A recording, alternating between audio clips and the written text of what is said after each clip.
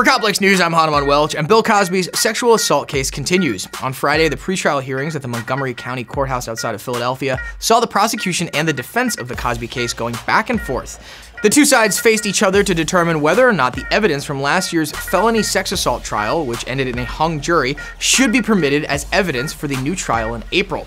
Now, a huge part of that Cosby case from last year was his admitting to the use of Quaaludes. DA Kevin Steele wants this confession to be used as evidence. On Friday, Assistant DA Stuart Ryan made the argument that Cosby's use of the drugs meant he always understood the impact that they would have on the women he allegedly drugged.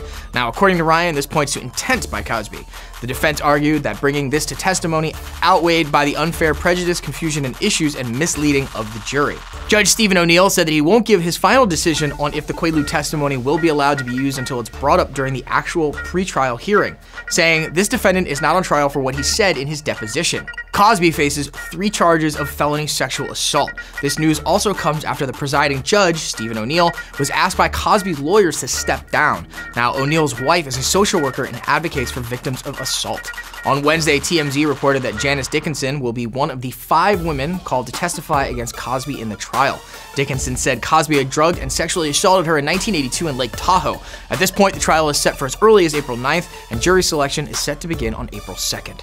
That's all for now. For everything else, subscribe to Complex on YouTube. For Complex News, I'm Hanuman Welch.